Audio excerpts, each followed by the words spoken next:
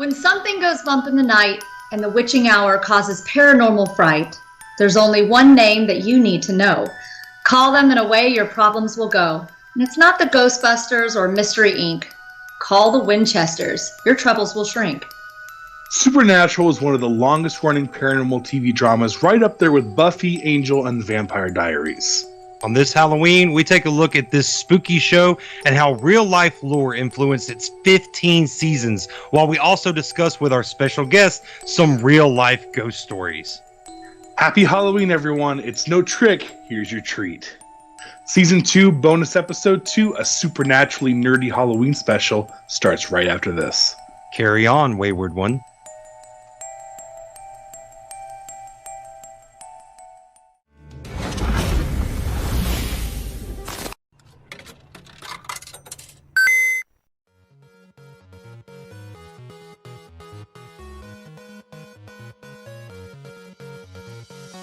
This is the Bear and the Beard podcast. Your hosts are just two nerdy guys talking nerdy things. This nerdtastic duo sits down every episode, sometimes with friends and guests, to explore a new topic related to nerd or pop culture. They may disagree or argue sometimes, and you may not always agree with them, but please remember, this show is mostly their opinion, with some research and facts added in along the way. And the most important goal is to have fun. Welcome to the conversation. Let's get nerdy with it.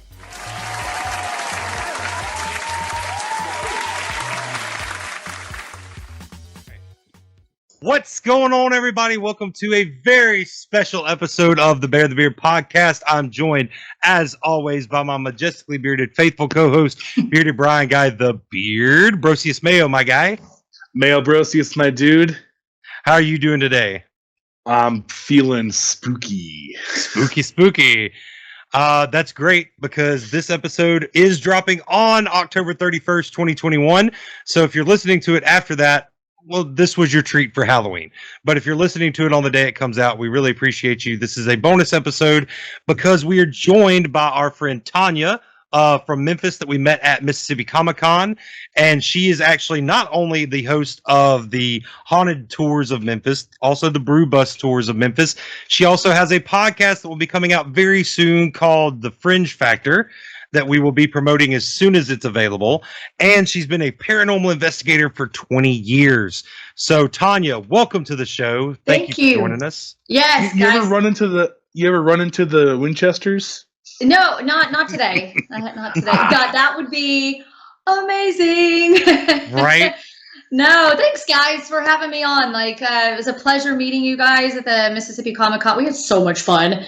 Oh yeah. Yeah, and just been looking forward to this episode ever since. Yay, it's here. I'm pretty sure that Tanya was the reason that the phrase "chib nibs for the win" originated, because she was like the first person from out of town that we were able to be like, when you go to Dogmut, you gotta get the chib nibs. You got to. It's the item. So and now it's like a decal. I need the bumper sticker. Can you send that? I got a decal. I will. If I don't make a trip to Memphis to bring it to you, I'll send it to you for sure. But we have decals now. The hashtag Chibnibs FTW, because we've been partnered with Dog Mud for a good long time now. We're actually this will drop the day after I was there judging their costume contest. So I don't know how it went. I'm pretty sure it went great. They are going to have because we're recording this in the future, karaoke is what they're doing. They're going to do karaoke there that night, a costume contest, drink specials, all that. When I was just there a couple of days ago, they were actually getting in the process of decorating it, and it just looked amazing. And it's a restaurant, but you wouldn't know it. So it's really cool. But yeah, I can honestly say if it wasn't for you guys, I would never even heard of Dog Mud. So you guys introduced me to a whole new world out there in that area. So I'm looking forward to going back as soon as possible. Oh yeah, definitely. I miss Dog Mud. Any chance you get, come on down. We'll meet you up there for sure. If we're not already there, we'll meet You'll be there. But yeah, we talked about this episode particularly when we met up in June. When we met Tanya, we were talking about, well, come Halloween, we're gonna have to do something special, and she was telling us about her podcast and what she does and stuff like that. We were like, you know what, we haven't done an episode on Supernatural, which is actually one of my favorite CW shows. Even though it didn't actually start on the CW because the CW didn't exist, but it was always been a Warner Brothers product. So I remember being very young when it came out, because I mean it's been around for 17 years at this point. So I mean it's so a great long running show, and it just has so many iconic moments. And so we were like, we got to talk. If we're going to talk anything around Halloween, let's talk Supernatural. So, and that's what we decided to sit down and do today, dear listener and viewer. I have some facts for this show that a lot of people might not know. Now, since this is a bonus episode, we're not going to do Mama Bear's fun facts like we normally do, because she didn't have time to prepare those for us. But I have some interesting information. Plot summary for this show. Now, this is for the show, not each season. I couldn't break it down that extensively. The main plot summary, and just like with our Venomverse episode, this is probably going to disappoint my co-host because it's just so simplistic. But it's two brothers follow their father's footsteps as hunters, fighting evil supernatural beings of many kinds, including monsters, demons, and gods that roam the earth. And that's it. No, that's actually a pretty accurate description of what the Winchesters go up against. I mean, they go up against literally it all. Right. At a certain point, they started going a direct direction, but for a while, it was pretty much everything. You think of something supernatural, something that goes bump in the night, they faced it. And it was one of the first times that we have real life lore added into the show. We're going to get into that a little bit later, but most of the time, like with Buffy and Twilight and things of that nature, it's all up to artistic interpretation. We didn't have real life lore added into a show, not really, until this show existed for other creatures. Now, sometimes shows would get the vampire, lore right or something like that, but they'd have something else wrong. And for this show, it was very heavily inspired by real life things like Wendigos and ghosts and stuff like that. So it was very interesting. Show ran for 15 seasons. That's 327 episodes. The pilot episode aired September 13th all the way back in 2005. And season 15's episode 20, the last episode, aired November 19th of last year, 2020, and was titled Carry On.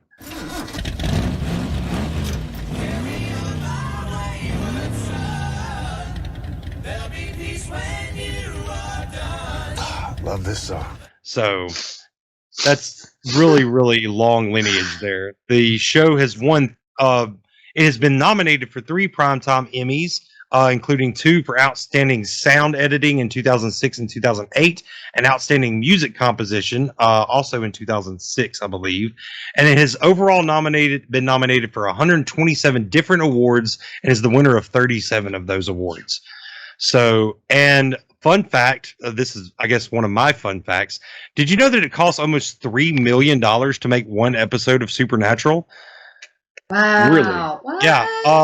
It's not an actual number, but they're guessing that it's estimated that around 1 hour of a scripted broadcast drama costs about $3 million per episode to produce, while a cable drama only costs about $2 million. So that would mean that if Supernatural did cost $3 million per episode, like we think it did, that would be roughly $981 million overall dollars spent to put this show out for its 15 long running seasons. So, and a lot of love went into that too, because that show lasted as long as it did because of the fan base that it created. So Yes. It also lasted because it was a popular show that they also wanted to keep dragging out. that's true. Which is a popular thing Hollywood likes to do. That's my opinion. Some Supernatural fans don't agree with me on that. They think that the show should have never ended. I lost interest after a while, actually. Yeah. I've heard the comparisons that like the last 5 seasons were money grab. Like it should have stopped at season 10. Like Buffy and Angel, I think Buffy, Angel, and the Vampire Diaries, which are similar shows that ran on the same network, all ran for about 6 or 7 seasons, and then after that it was done. But this one ran for 15, and it's like, well, there was nothing really. I mean, there was special stuff about it in comparison, but at the same time, like you said, they knew they could keep making money off of it, so they did. There was still a fan base for it. Like the people who enjoyed the most recent seasons really enjoyed it, and I'm not taken away from that. I personally, I know some of the stuff that's happened. Like I know they went up against God, and I know a little bit about that storyline, but I didn't watch it. Right. It's just they kept going too big picture, and for some people who wanted to watch that, that's fine. That's great. I liked their day-to-day episodes, the monster of the week, because I didn't know anything about these monsters, so I'm learning about them as they're hunting them. I thought it was very interesting. Like you said, the monster of the week. I thought the earlier episodes were a little bit more interesting to me. Like the story was compelling, don't get me wrong, but the earlier episodes were more interesting to me because Sam knew a little bit. Like it's like because he had kind of given it up kind of early on. Dean's the one that kept going, but even both of them together with their shared knowledge still had to go to the book. Like, well, let's check the book. Let's find out what we're dealing with. Let's figure out how to handle this. Oh, we're treating it like this, and it's not even this, it's that thing, and stuff like that. Like that was really the Mystery Inc. kind of influence. Like we got to figure out what we're actually dealing with before we can stop it. So that was really interesting to me. Yeah, I agree with what both of you guys are saying. I agree with the whole thing about it. I think it did go on a little too long. Me being kind of a monster hunter myself, it was what are they going to come up with next, or are they going to talk about this? Are they going to talk about the Rougarou? And they brought up the Rougarou so many episodes. We actually went out in some woods in Mississippi and tried to find the Rougarou, and down in Louisiana. And so those things were very familiar to me. I grew up with X-Files.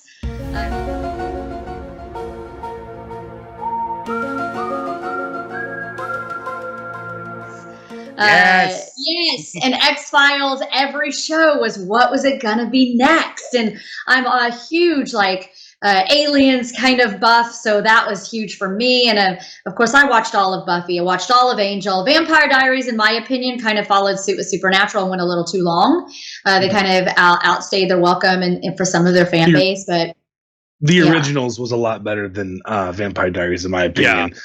Yeah. It was also a little more bad.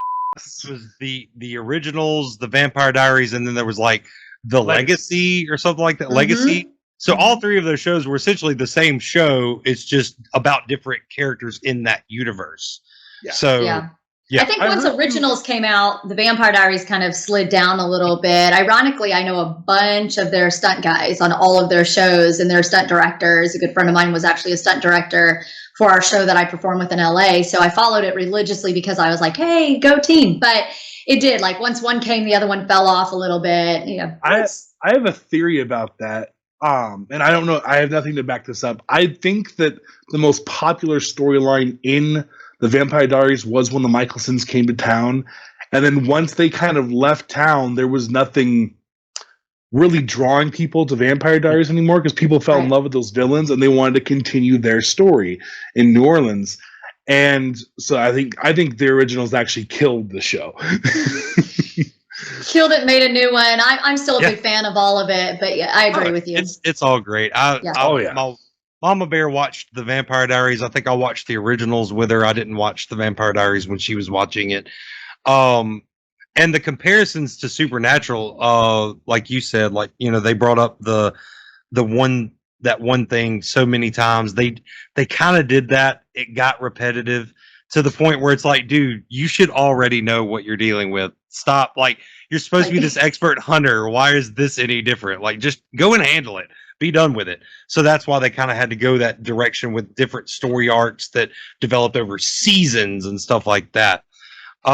Let's talk about the cast. Let's talk about how awesome the cast was, really. Incredible. Now, in other nerddom, we are going to see very soon, Jensen Ackles is going to be in The Boys coming up. He's going to be Soldier Boy, right? Soldier Boy, tell. Isn't that? Yeah. Not the rapper, the character from the Boys graphic novel, which now Jensen Ackles has also played, if I'm not mistaken, he's played the voice of like Red Hood and Batman and other animated features. So it's really cool to have him coming over to another nerddom. Currently, his brother from that show, Jared Padalecki. I think I'm pronouncing that correctly. Padalecki. Padalecki. Yeah, I had to think about it for a second. Yeah, Padalecki. He is starring in the reboot. Someone roast me in the comments if I'm wrong about that. Padalecki. One may never know. I think it's Padalecki. Padalecki is weird. It's a weird name. But he's actually currently starring in the new rebooted Walker the Texas Ranger series on CW as Walker. Mm-hmm. So that could be a fandom. It's not a nerddom to me. If you're nerdy about it, I'm not saying, but for me, I don't consider it one of my nerddoms, even though I grew up watching the original Chuck Norris show.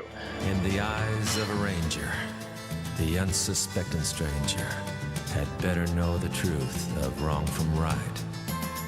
So, but hey, it is a fandom, and look, the original was good. I haven't seen the new one, but I'm sure with Jared being a part of it, I'm sure it's a great show.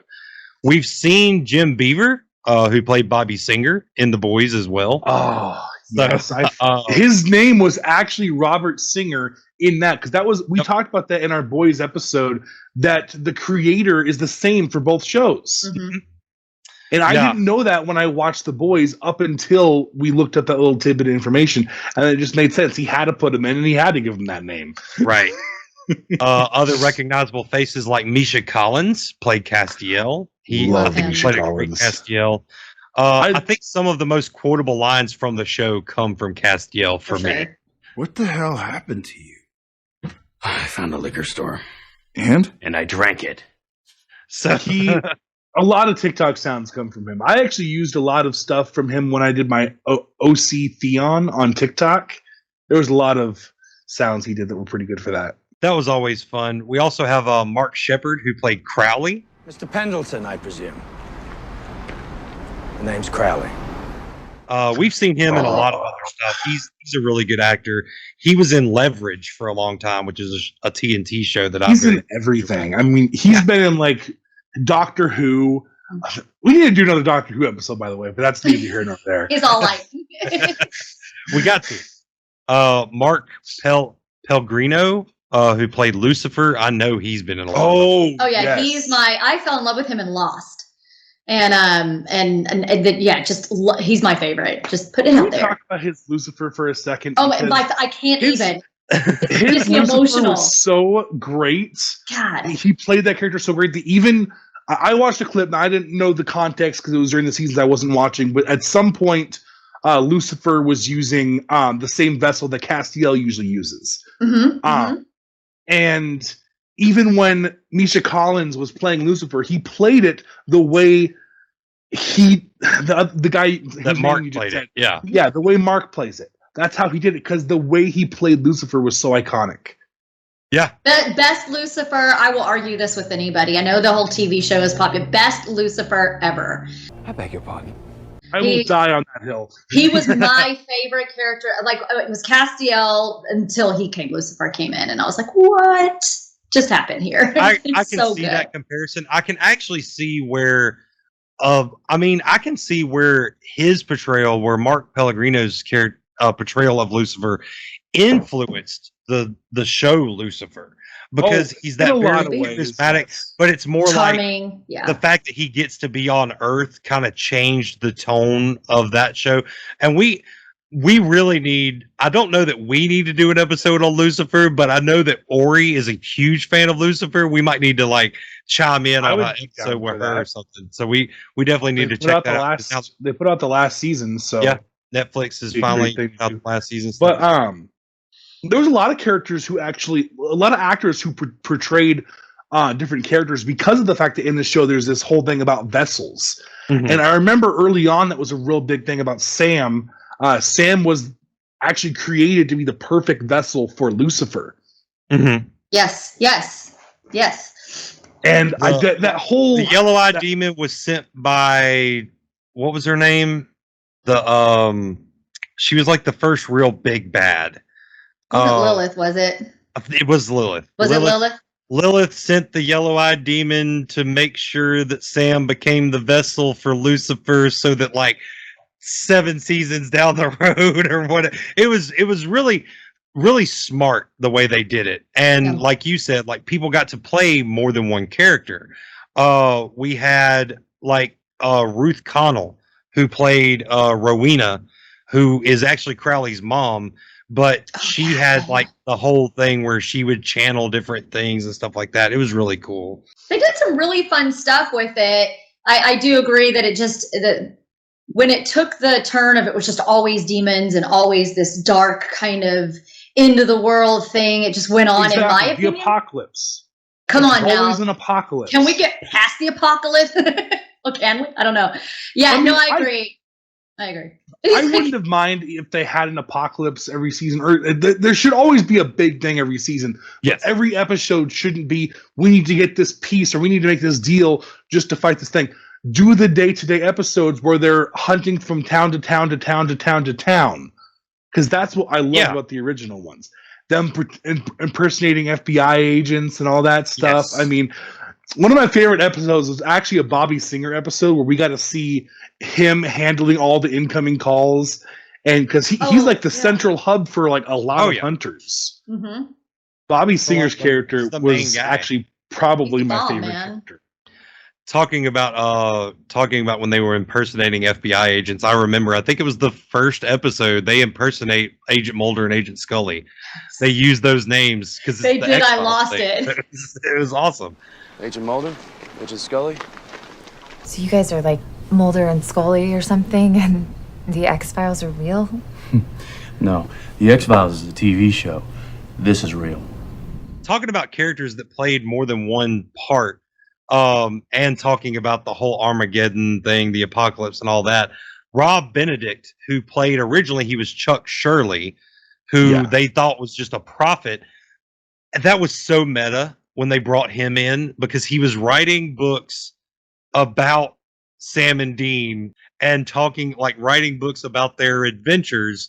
And then there was actually like a Comic-Con, like a supernatural con. Not just that. They did this whole con around it. There was a musical. Yeah. And the musical. I love the musical episode. Him writing, that was probably honestly one of the best things about the show is I think it was every season had some episode that came back to those damn books that Chuck wrote. And when he snapped himself away, I thought that was a perfect ending to Chuck. Honestly. But those stories he wrote created a fandom of people who didn't know it was real. They just loved the stories. And so they know so much about Sam and Dean's life without knowing that they're literally talking to Sam and Dean. Right. And it's hilarious. They went to the con, and some people weren't they criticizing that they weren't a good enough Sam and Dean? Yeah, your Sam's a little off. Your Dean is way too rough. I was losing something like that. I think where I kind of lost interest is when Metatron made all the angels fall from heaven. That's around the time I watched a little bit of the Mark of Cain, or the angels weren't on Earth anymore, I guess. Yeah, the Mark of Cain was a pretty good season. And you can't talk about Sam and Dean either without talking about the fact that one of them dies like probably every season. And then it's like the whole first few episodes of the next season is them trying to figure out how to get the one that died back.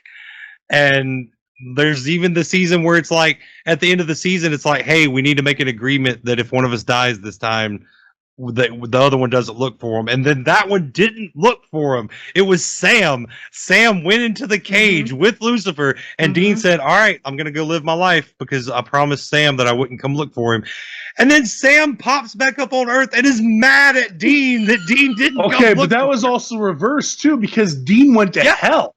Dean was actually in hell for what felt like hundreds of years to him, while Sam was living the good life. Right. Dean was also in purgatory at one point. He was down. I remember that one. Clearly. I remember the purgatory season where they went to heaven. How did you get out? Yeah, they did go to heaven once. Tortured the Rougarou down there for a while, and So You that's were it. mentioning that before the episode too. That's something that's not clicking in my brain to remember. What's the Rougarou? Rougarou is a legend that comes out of it can come out of Louisiana, the area up in the Mississippi area. The Bears probably encountered one or two of Rougarou in his area. No, but they could be a human. In this episode or in Supernatural, the lore, it's a werewolf type creature. In Supernatural, if I'm correct, this specific character in Supernatural didn't know that he was a Rougarou, but he started craving meat and feeding off of meat. Sooner or later, he feeds off of human flesh. But the Rougarou, I don't even think it's the same Rougarou. It's referred to a lot. Like at one episode, Bobby ran off to go hunt a Rougarou. And I mean, the Rougarous are everywhere. But there's a lot of lore, but it is a werewolf type creature that is based off of real lore. And I can tell you as a paranormal investigator, as a monster hunter and a UFO enthusiast and that a lot of these are based off of real reports. Even we talked about X-Files, even those were based off of real reports that were coming in and out. So it's always a little fun to kind of follow, where the next lore was going to be kind of placed into the show.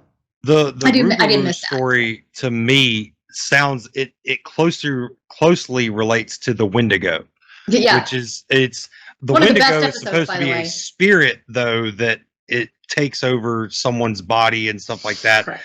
because they became a cannibal, and then they constantly rot and decay and stuff like that, and so whatever they eat becomes part of them. So if they take down a deer and eat it, it'll have antlers and have its flesh replacing its flesh, and it just it is super creepy. The Windigo is a lot scarier. Story, yeah, and the Wendigo story, if the legend of the Wendigo, I believe, starts with the indigenous tribes of the southern U.S. area. So that the Rougarou, Rougarou is also tribal, and it's also there are lores of a shapeshifter Rougarou spirit. Skinwalkers. Yeah, so there is a lot of crossover between the two lures that are really, really creepy. The Rougarou is more of a humanoid or a human werewolf kind of thing. But we did a little movie called The Curse of the Rougarou, which was an interesting movie. But did go hunt the Rougarou. We'll have to check that out. And when I'm thinking about the show, I know there's 15 seasons, so I can't say that I've seen every episode, but I would like to think that Sam and Dean pretty much chased every common, well-known mythos that's out there in the world. They hunted ghosts, they hunted demons, werewolves, vampires, skinwalkers, the Wendigo itself, the Rougarou. They hunted so many different things, all because of that book, comprised by John Winchester, played greatly by Jeffrey Dean Morgan. Yes. Plays Thomas Wayne. We're hoping to see him in the Flashpoint movie coming up very soon. Hopefully. But IMDb says he's in it, and we know there's a Batman in the trailer. That's all I'm saying. Yeah. Look, guys, I love him. I love him. I love that actor. Negan was probably my favorite I've ever seen. He was that was controversial too, because a lot of Walking Dead, which we've talked about this before the show, I'm a huge Walking Dead fan as well, kind of fell off for me at one point as well. But yeah, when they were bringing him in, a lot of people were like, oh, he doesn't match the novel, the graphic novel. He's not going to match it. And I was like, oh, he killed it. He literally killed it. You're Rick, right? I'm Negan. And I do not appreciate you killing my men. Yeah, he's Rick's a great also actor. supposed to have the eye patch that Carl has in one of those episodes, and he's supposed to lose an arm and all this other stuff. And he's supposed to be a lot crazier too. The show doesn't follow the graphic novel. Get over it, kids. Agreed. It's a TV show. Watch it or don't. Enjoy it. I have an interesting factoid about Supernatural. There is actually, for anyone interested, there's actually an anime that is exactly this whole storyline of Supernatural. An anime? This is knowledge Supernatural anime. I did not have. Is it? Yes, tell us. That's all I know about it. I saw clips of it, and I'm not a big anime person, so for me, it's not oh my gosh, but it's. So I need this in my life. It looks pretty cool for someone who would like anime. Yeah, I'm looking it up right now. Supernatural, the animation, is what it's called. It's 1 season long. It was posted back in 2011. They did use all Hell Broke Loose Part 1, Part 2. Yeah. Rising Sun.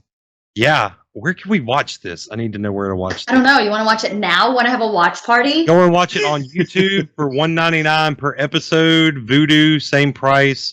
Amazon Prime Video, Google Play Movie, all the same price. It's like $1.99 an episode. So check it out. I might buy that season. We might be doing an episode just on the animated version pretty soon. Holy cow. I love anime. So. Well, pretty much from the video I was watching about it, it's share it. a lot of the early episodes. Yes. A lot of the early episodes of Supernatural, like Sam's girlfriend burning on the ceiling, all that, and them fighting demons, but it's like anime style, which we know anime fights are pretty intense, more intense than the CW can do. So, a lot you can do with animation, so a lot you can do with art. That's if I can find a clip of it, I'll put it in the video somewhere in here, just right around here. I'll put it in just so that like the viewers of the episode can see what we're talking about. So there's a song. Yes. There's a song, and I want to know if you guys remember this episode. I'm just going to say the title of the song and tell me if you know why this song is frustrating. Heat of the Moment. The Groundhog Day episode.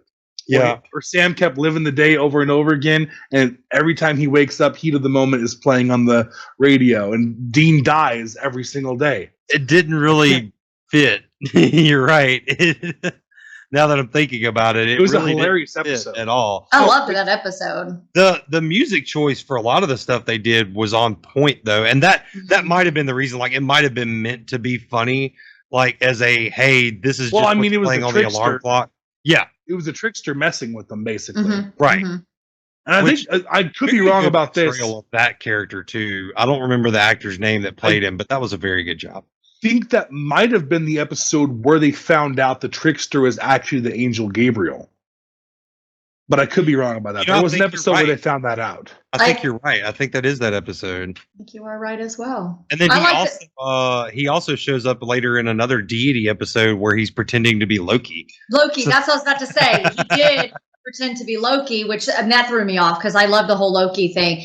And that also reminds me of, I think the episode's name is the French Mistake. I think that's the one where they actually became in the TV show.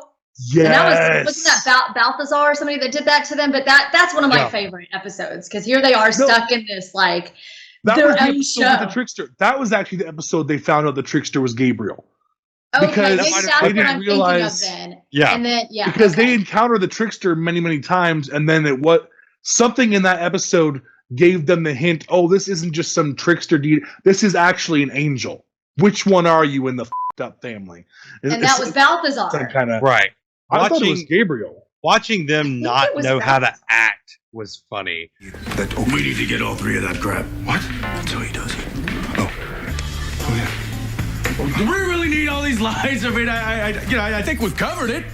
Because it's kind of like we've talked about this in past episodes. Like when you have a character, when you have an actor portraying a character that is trying to portray another character. So like you said with Misha Richard Collins. Spite Jr.'s Gabriel. Okay. I love him. He's a great actor. Love him. But you were talking about like Misha Collins when Lucifer inhabited the vessel that Castiel normally uses. He played Castiel. Like Misha Collins had to play Lucifer, but in Castiel's body. I love it when they do that. Helen Bonham Carter did it she did it, I think it was one of the Harry Potter movies. I think it was the Half-Blood Prince, or maybe it was the first Deathly Hallows, but she has to play Hermione Granger pretending to be right. Yeah, it's that chain of events. So when you have something like that happen, it's just pure gold to me when it's pulled off correctly. So and for it that happens episode, a lot in this show. Yeah. And for that episode that you're talking about specifically, where they got brought into our world where Supernatural is just a TV show. So these actors had to be their characters who got brought to the real world, and they're actually the actors. And it's like watching them try to figure it out and pull it off was hilarious. That was actually the episode that I found out that Genevieve Padalecki, who plays Ruby, in real life was married to Jared, which was and they met on the set of Supernatural. Actually, I was confused. I thought we were talking about the episode where they go into a TV show about the doctors, when Gabriel puts them in a TV show. Oh, we were talking no. I didn't realize we were talking about when they came to the real world. That one was a crazy episode. Every time they come into a different dimension is just hilarious. So. That was actually, there was a moment in there where they found Misha Collins, and they thought he was Castiel, and he started pretending he was Castiel because he was trying to get into character. And Misha Collins was just being his goofy self. If anyone knows Misha Collins, he is a goofy. IMHO. J&J had a late one last night. They say in the episode that I was just talking about, where they were in their own TV show, is that they were kind of playing the opposite of who they really are in real life. So in that whole episode, Misha Collins is running around taking like selfies and posting on Instagram. And they said that he's like anti that in real life. Or which character was it? Sam's character like had this lavish mansion with this beautiful wife. And they said that he's like so not that. Just funny stuff. Like, I mean, I can't even imagine how much fun they had filming that. There was also supposedly beef between Sam and Dean's actors, because the brothers were talking and everyone thought they were the actors, and they're like, "Oh, they're talking. Since when are they talking?" Oh, right, because they thought that they were. Yeah. It's so funny. I love that episode. There's a lot of them that got me like that I was just really thoroughly entertained. So this was another where they went into a TV show, and this actually sparked the conversation with Tanya about this particular episode, because when I met Tanya, I was dressed as Scooby-Doo. You sure were. And the like, who is this weird guy? What is he doing? I thought I did a very good Scooby-Doo. You did a great Scooby-Doo. I just come running into the comic book store. Like, we were actually coming from Dogma that night. Mm-hmm. Yeah. I just happened to be there with coolest store. I'm just so jealous of that store. Vans. I want one here so bad. But yeah, coming in and here you guys come in the Scooby. I was just like, we were just rolled in town, me and my son and his friends, and met you guys. It's so much fun. You can't have a Vans. You just have to come down here to ours. I will. More often. I will. But that episode, because me and the Scooby outfit sparked the conversation, of course, and then we got into Supernatural, and then we talked about the Scooby-Doo episode where they go to the animated world of Scooby-Doo, which is Dean's favorite show, program, cartoon ever. Oh, man, this is like a dream come true. Your dream is to hang out with the Scooby Gang? The whole fact that they had to not tell them that they were just cartoons was hilarious to me. And the fact that they were proving to them that ghosts were real, and the Scooby-Doo gang still had their innocence, although they thought they might be real. They're finding out they're real, and it like scars them all. Yeah, like that moment where the Scooby-Doo gang is like scarred for life is just gold to me. How about Velma hitting on Sam? That was very funny. fitting. I'm sure that made a lot of fans happy, because there's probably a lot of fangirls who want to hit on Sam like that.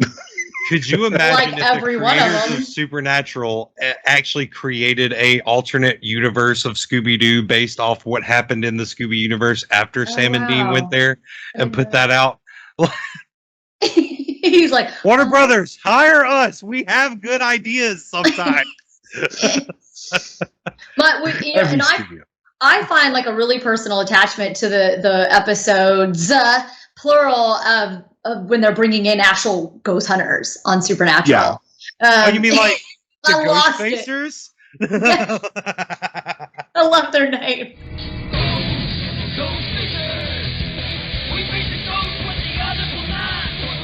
I'm like, can we have that name? Ghostbusters. Oh my God! Like, come on! I can't even. I could just sit. I could see now the drawing room of the table, or the writers all being like, "This is brilliant! Like, we have to make fun of ghost hunters." And they did. And they used it. They used the characters more often in later episodes. But I was just like, yes, because I have some of that equipment sitting right here, and I am that person. And it was brilliant. There was even the episode where Sam and Dean were put in this alternate reality to to where they weren't who they were. Like Dean was like a hedge fund manager and Sam was doing something else, and they were supposed to link up and take out this ghost to kind of break free. And there were the videos of the Ghostbusters. You're right. Instructional videos on how to deal with a ghost. And they were talking about Sam and Dean the whole time. The brilliant writers. Brilliant writers.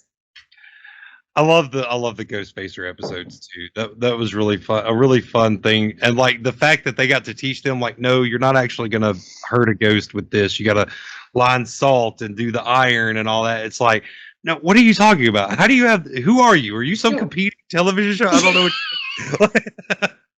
Look, man, you guys remember Charlie? It's so relatable. Charlie, Felicia Day. Oh yes. Oh, I Felicia love that Day. character so much. Charlie Bradbury is dead. She died a year ago. You killed her. She was in what, like 2 or 3 episodes, right? She was in quite a lot until they actually just killed her. She just kept popping up every now and then. It was really sad. She was the one that took them LARPing, right? Wasn't that the episode where the fairies showed up? Yeah. But she didn't, if I remember, it's been a while since I've seen the episode, so I could be way off base. But I think she didn't want them there because she thought if they'd be there, something crazy would happen. And she just wants to enjoy herself LARPing. Right. Which I mean, who wouldn't? Yeah, right. And then come to find out that it was the fairies were enchanting people there and killing them or something like that. And it was just such a really good little thing that they did. She was actually in a lot. She was the girl with the Dungeons and Dragons tattoo in season 7. Season 8, she was in LARP and The Real Girl, Pac-Man Fever, season 9, Slumber Party, season 10, There's No Place Like Home, and on and on. She was in 4 episodes of season 2 and 13, 1 in 14, and then in season 15, Despair. So I was gonna say she was a reappearing character, yeah. Yeah, you're right. Now these could have all also been like the fact that, you know, they thought about her or showed glimpses of her and stuff like that. Day is mostly known for her roles as Vi on Buffy the Vampire Slayer, so there's a connection there, and Penny on Dr. Horrible's sing-along blog, and as Sid Sherman / Codex on The Guild.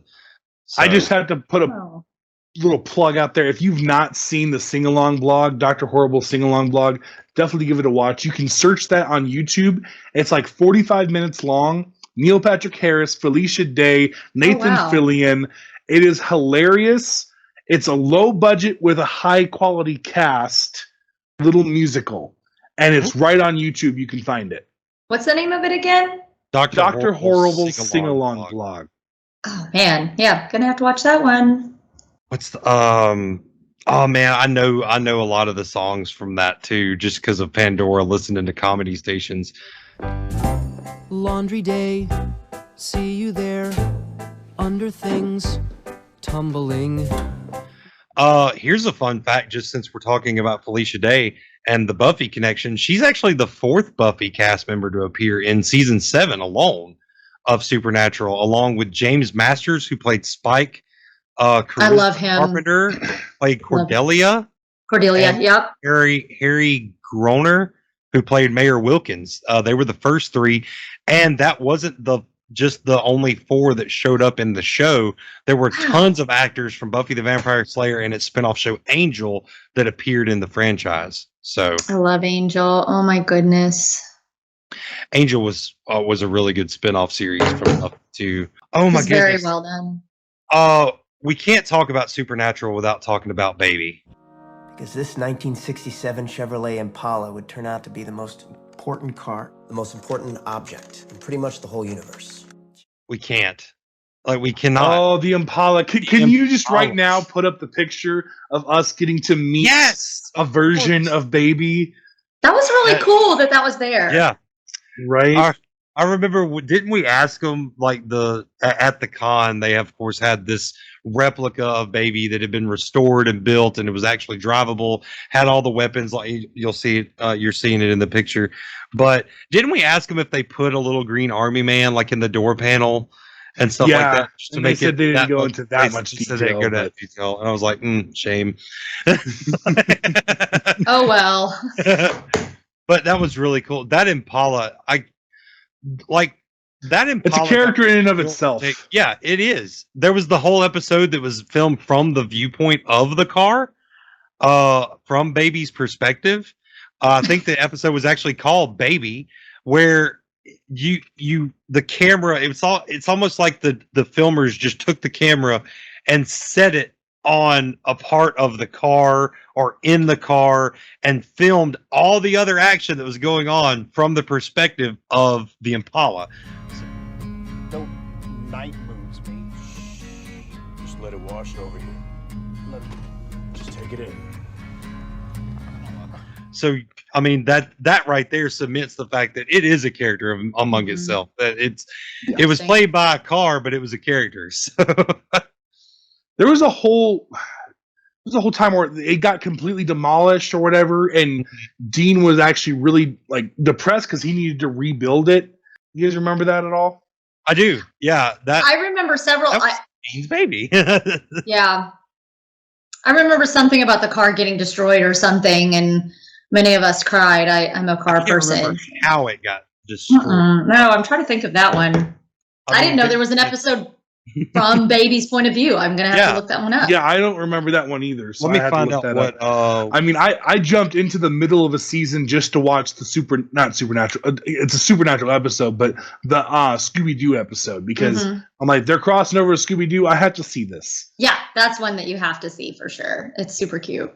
In the fourth episode of Supernatural's 11th season and the 222nd overall episode, it was written by Robbie Thompson and director Thomas J. Wright. His first broadcast back in 2015 on the CW. Shows entirely from within the Impala. So the bottle episode follows Sam and Dean as they travel across America to hunt a previously undocumented species of monster. Most watched episode of the season, Baby, received universal acclaim from the fans and critics, several of whom named it one of the best in the entire series. Oh man, I'm gonna have to go watch that. Ooh, yeah, promo time, yeah! Are you looking for a cool new place to grab a bite to eat and have fun all at the same time? Then look no further than Dog Mud Tavern in Ridgeland, Mississippi. Opened in 2021 by the same mad geniuses that founded Certifiable Studios, this restaurant is more than a place to eat. It's an experience. Come play games from a huge selection, including classic games like Uno and Monopoly, newer games like Cards Against Humanity and Unstable Unicorns, or you could even sit down and play some great creations from Certifiable Studios themselves like Stuffed or D6. They also have classic Nintendo and Super Nintendo consoles you can game on while you lounge and take in the nerdy atmosphere. Dude, we haven't even gotten to the best part yet. The food. The food, yes! Their menu includes a little bit of everything. Pizzas, sandwiches, even mac and cheese and tacos for those Taco Tuesdays. Our favorite item, though, is probably the chip nibs. Yes. And all of their menu items, including their custom cocktails, are named after either things in Certifiable Studios board games or other nerdy inspirations. It's really just overall cool. So remember, if whiskey could drink beer, it would drink Dog Mud. And whether you're a nerd or not, Dog Mud's definitely worth checking out. It may even become your new favorite restaurant, just like it's become ours. Dang, man, now I'm hungry. Me too. Maybe we can grab a bite after the episode? But right now, let's get back to it. Let's go.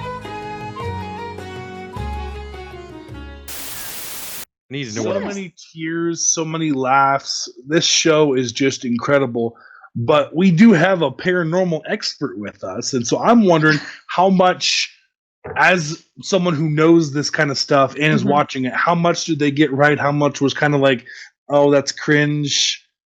What was it like for you? Oh gosh, like we'd have to break it down from like episode to episode for that. And I will tell you, you know what's so funny is my introduction to Supernatural was kind of bizarre because I didn't know about it. I didn't know about the TV show. I don't know where my head was at the time or where, you know, what I was doing, but I do know that a bunch of friends of mine just was heavy in the paranormal stuff and they were all like, oh, you must love Supernatural. What's so funny is there's another show called Supernatural. And it is it's not a show, anything like that. It's actually quite different, but it's, I thought they were talking about that show because it's actually, it might even be only a YouTube show, but it's of a pastor, like a real pastor or priest talking about the world. And so I was like, oh yeah, that'd be fine too. But I had no idea they were talking about this show until it just popped up in front of me. And I'm like, oh, this is the show, everybody. Yes, I love this. And so I had to start binge watching it. It was one of those things when it first started out. And of course, the Windigo episode is like one of my favorite. It's like, I guess probably a lot of fan favorites too. But I don't know if you can honestly say they got anything wrong or right because we just don't know. Yeah. That's the whole thing about the paranormal world. I will say they go about a lot of things with a lot of skill and expertise. So I don't know who their consultant was when it comes to maybe the seance realms or the salt or stuff like that is a highly practiced. A lot of things they do were highly practiced, and I think they did pull a lot from like Buffy and stuff too. A lot of their weaponry and a lot of kind of stuff like that as well. But I know, I mean, I don't run around with a trunk like mine, like theirs. I might need to. Things are getting pretty crazy. There's been quite a talk of zombies lately, and so I kind of need to prepare maybe to stab a few or chop their heads off. I don't know. But I'm just going to play more Fortnite. I feel like my hand-eye coordination is more important. I agree. But I will say that it's really hard as a paranormal investigator. I'm not an expert by any stretch of the imagination. I've just been doing it for a very long time. But the more you get into it, the more questions you have. But anybody that says they know the right or wrong thing is lying to you. It's a very unknown world, but I say it's no cringy to me. There was no cringe factor at all because I was just fascinated by it all. They did such a good job researching and kind of finding out the proper lures or maybe introducing you to something that we've never heard of before. Right. And in the way they approached some of these were hilarious. They fumbled and bumbled over a lot of stuff and won most of the times in the end. So I loved it. I loved it. That's one thing I would say in defense of the show is it's called lore for a reason.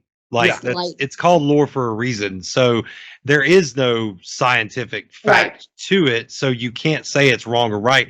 But I do like that they stuck to the more common lures. Like, that's kind of why Twilight gets such a bad rap, is like making the vampires sparkly, and that's the reason they can't go in the sun. It's like, what lore is that based off of? Do you know what that's based off of? I do not, but it's not a common one. That's why I don't know it. So. I will tell you, and that's why I'm a big component. Like I defend the sparkly vampires. I will defend them forever. Hey, I love the movies. I'm just saying it does get hate because of that, because people don't. No. You're right, and they and that's just a quick tidbit. And I love that you. We're gonna learn something new. You can learn something new, and I'm not. I know people are going to tear me apart because I don't know the exact origin of this, but there is somewhere. Let's say Romania. I don't know. I don't know where exactly it is. Somebody in the chat or like they can comment in where this was from, but. Stephanie did research into this a lot. She did research into a lot of vampires and kind of wanted to figure out what she wanted to form in her ultimate vampire for her books, which I'm a huge Twilight fan. I love the books. I love the movies. Forgive me. But there's a part of the country where they would bury it was back in the days when they had the bell, when you would bury people, but you don't know if they were fully alive. But when they buried them in a specific soil, and some of these people were still breathing, and they would come out of their burial, whatever ground, the soil made their skin sparkle or glitter. It's an actual factual lore. Lore. I don't know if you can put those two words together, but it is a lore that has some kind of facts behind it. In this country, in this region, there's a soil that makes your skin shine and glitter, and they were called vampires. They would come out of the ground and they would sparkle. I don't think they look like diamonds. I don't think they got in the sun and sparkle, and I love it because they're like, oh, those aren't tough vampires. I'm like, because your skin sparkles doesn't mean you can't kick some butt. I mean, okay. People say they're not tough vampires, but then we see them ripping vampire heads apart, and like we see their super stopping vehicles. You tell me you're going to see that happen. Let's bring them into the real world. Let's just watch them play baseball. Stop a van with his bare hand. He stops a moving vehicle. walk up to that guy and try to fight him. If you walk up to a guy that just when he hit a baseball, it went flying like supersonic boom. Like, yeah, it made a sonic. They can only play during thunderstorms because of the noise they make. So yeah, it is. I'm very touchy about that because I'm like, guys, there is a reason why she did that. And if you're smart enough to go do some research, you would learn that there is a lore behind that. It may not have been the best choice, or maybe it was. I loved it. For those of you watching and listening that thought that just came out of that writer's head, we now know that it didn't. There was, and she it's did. a real life thing. So she's talked about it before. Like, this is where and she actually regrets a lot of the decisions that she made. So she rewrote the book based on, I don't know if you ever read it. It was the one where they were switched genders. So Bella was now Bo, and they switched. I forgot the other names. I didn't hear about that. Oh. I do know that they just released the Midnight Sun a couple of months back. I was looking forward to reading that in the series as well. Yeah, they switched all the roles except for the mom and the dad. So if I'm correct, they kept that. Now we don't have Bella, we have Bo, and Bo's coming to visit the dad and stay with the dad and leave the mom. And then the vampire was, forgive me, it might be wrong, but maybe Edwina or something like that. But I didn't like it. I think she did it to correct some of the things that she had criticism about. And if not, I mean, why? She had one of the biggest fandoms ever. So it's like, why go back? Great. But yeah, I didn't like it. I didn't like the fact she was this tiny, teeny little vampire and she was carrying this weird, lanky boy around on her back, like climbing up trees. It didn't match with me. But maybe I just dream about a hunky vampire all the time. So I don't know. I haven't really read the books because I'm not a big reader myself, but I love the Twilight movies, and people give me a little bit of shit about that. But I think for what they are, they're good movies. And yes, I think everyone brings up how cringy Edward is. I think he is very cringy, but I think that's how he's supposed to be. Yeah. He's this weird, vampiric, luring, like over her, like. If you're gonna criticize as an adult a novel series that was targeted toward teenagers, young adults, it's a YA. It's a YA. That's why we did a whole episode on YA novels and films way back in season 1. We did sparkling vampires, maze running sparkling vampires that are divergent from District 12. Oh my God, where was I in this episode? We just threw them all into one episode back in season 1. It's everything that I out read. there. Yeah. We talk about the movie comparisons to the books and stuff like that, but it was all YA. So if you're, as an adult, going to go back and go, this is wrong. Okay, first of all, you need to know this was written for a teenager. So if you didn't like it when you were a teenager, that just means that you didn't like it when you were a teenager. It doesn't mean there's anything wrong with it. Right. And I read feel all like you have to say that every episode now, too, like just to kind of be PC. It's like, look, man, we're not calling you a troll, but can people just like what they want to like and be done with it? Like, that'd be great. Exactly. Don't criticize me. I will stand behind what I like. I'm a huge YA fan. I read all the books. I watch all the movies. I'm a nerd girl. Come on now. Well, talking Going about after someone, Tanya, you've been doing paranormal investigation for 20 years, so you must like that. I do. I was the creepy girl in school, so I was the one that I moved a lot as a kid, and especially like in that mid kind of, I don't know, 2nd through maybe 6th or 7th grade. And I'm an extrovert for the most part. And I always wanted to get to know people. I grew up all over Texas. So you have these little small towns. And I kind of quickly found out that the way for me to get conversations going would be, hey, what is the lore, the local legend of your town? Do you have a cool cemetery? And I didn't know that was creepy to ask, but people would answer. I mean, I didn't know. I was like, hey, do you have a local ghost? You want to go to the cemetery with me? I don't know. It was weird. I've been like this my entire life. It's just genetics. I'm a negative bloodline. I'm a Pisces, and I'm just weird. So, and Pisces. Yay!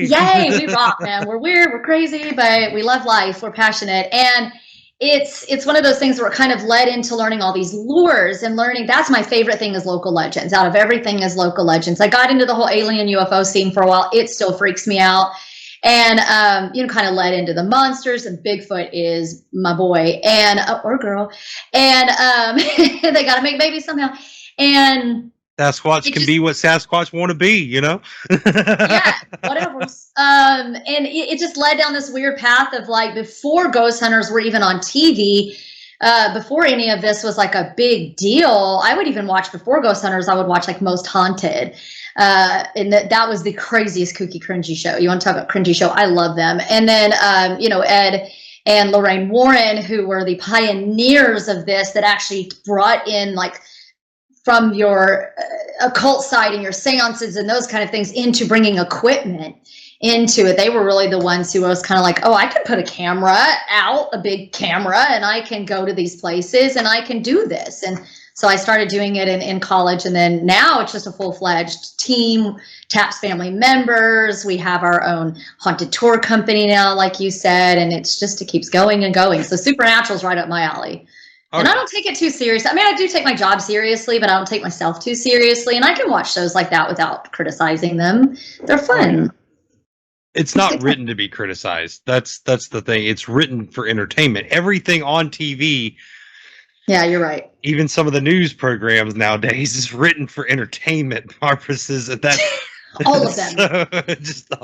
But all of them are entertaining. The best thing about like the supernatural or like aliens or like that, there's always going to be someone who says they know for a fact none of it's real.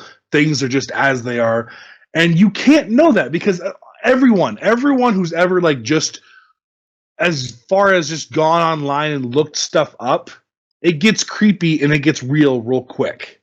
Yeah. So I imagine for someone like you who's actually gone out looking, it's got to be like 10 times even creepier. And cool.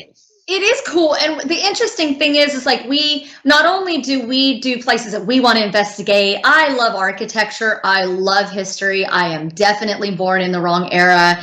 And so I'm constantly researching old architecture, big buildings. I am also, this word is such a bad word now, but I am a huge conspiracy theorist. And so, and along the lines of like, conspiracies as in like the mud flood or even giants or those kind of things, even, parallel dimensions. And one of my very favorite shows, my very favorite is, Supernatural. Winchester's is Fringe. And that's my very favorite show. Fringe was it for me. I've watched it over and over and over and over again because I love that whole alternate universe, the parallel dimensions and all the kind of cool stuff that can happen. So, and nothing's out of question for me. And our favorite thing is when we actually get a client that comes up to us and they're like, look, I don't believe in this, but I know what I saw. And that's when, we're like, okay, we believe you, X-Files. We believe you. And we are here to tell you you're not crazy and that, what you got, like what can we help you with here? And there are people that are on drugs and they are seeing things that really aren't there. That's a whole nother category. We do vet everybody because we don't want to walk into a crime scene where we're part of the crime, but we're the victims. But we do want to help give people peace of mind that there are millions of people on this planet that if we would just open up to these other senses, we would be attuned to the spirit world. It's there. It's all around us. Whether you believe it's there or not, that's your issues. It's there. You're just closing your eyes. And if that's what you want to do, that's fine. That's fine, but it's there. But I'm not going to cheat on it for other people. That's 100%. That's what I hate. And there are no for other people. Like, it's terrible. And there are no answers.